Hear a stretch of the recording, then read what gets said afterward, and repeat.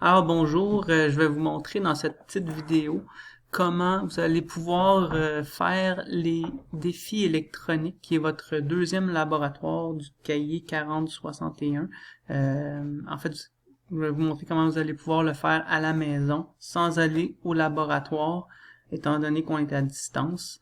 On pourra toujours repratiquer quand on reviendra à l'école, mais ça serait un moyen qui serait possible de faire. Si on regarde les deux premiers défis dans votre cahier, un premier défi, c'est qu'on veut assembler un circuit de telle sorte qu'une ampoule reste toujours allumée.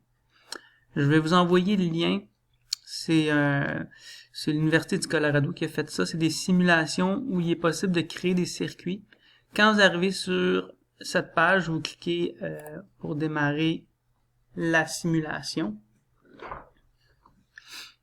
Alors, vous pouvez juste choisir le kit d'introduction.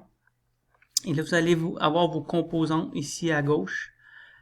Donc, on veut qu'une ampoule reste toujours allumée. C'est un circuit assez simple. On a besoin d'une source, donc d'une batterie, qu'on pourra orienter à la verticale. Et on veut qu'une ampoule reste toujours allumée. On aurait notre ampoule. Maintenant, reste à relier la batterie à l'ampoule. Je pourrais prendre des fils, donc si je clique dessus et je glisse, et je viens assembler ici les petits cercles rouges ensemble, je peux étirer le fil pour qu'il vienne se brancher à l'autre borne de l'ampoule. Je peux déplacer l'ampoule à ma guise.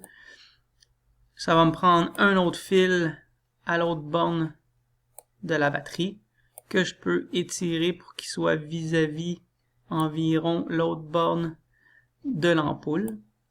Je rajoute un autre fil et on voit maintenant que l'ampoule est allumée. Maintenant, comment je vais schématiser ce circuit-là? Ici, on a nos symboles. On n'aura pas besoin du bouton poussoir ni de l'interrupteur. On a notre source que je peux orienter verticalement puisque ici j'ai placé la batterie verticalement. J'ai mon ampoule que je pourrais placer ici et je connecte les fils à l'ampoule et je ramène ici. Donc, j'aurai le schéma de mon circuit. Dans votre cas, là, vous n'avez pas besoin d'avoir des petites flèches là. Avoir seulement les lignes, ça va être suffisant. Donc ça, c'est le premier défi. Donc là, je vais effacer les lignes du premier défi pour revenir au deuxième défi. Le deuxième défi, c'est, on dit, quand on appuie sur l'interrupteur, une ampoule s'allume. Quand on la relâche, l'ampoule s'éteint. Pour ce défi-là, ça serait mieux d'utiliser un bouton poussoir, mais là, on va voir que dans la simulation, on va juste pouvoir utiliser un interrupteur normal, c'est-à-dire comme celui-ci ici. Donc, unipolaire, unidirectionnel. Là, ici, je peux revenir, cliquer, supprimer les éléments que j'ai pas de besoin. Mettons, je vais tout supprimer. La seule différence avec le défi 1, c'est que là, je veux un interrupteur. Ici, j'ai un interrupteur. Je peux le glisser ici. Je peux aligner mon ampoule, connecter l'interrupteur à un fil, mettre un autre fil de l'autre côté, étirer ça, prendre un autre fil et le connecter. Là, on voit que ça allume pas.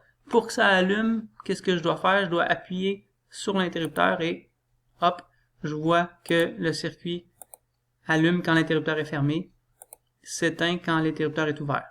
Maintenant, comment je vais dessiner ce circuit-là? J'ai mon ampoule, donc là, je dois positionner un interrupteur. Dans ce cas-ci, on avait un interrupteur comme ça. Je pourrais l'insérer comme ça ici. Donc, je l'insère ici. Et je viendrai connecter avec un fil ici. Et ici, je viendrai fermer mon circuit pour avoir mon circuit au complet. Donc ça serait le schéma de ce circuit-là. Vous allez pouvoir faire plusieurs des défis de cette façon-là. Je vous invite à le faire, là. Comme ça, vous allez pouvoir faire vos laboratoires à la maison. C'est tout. Bonne étude.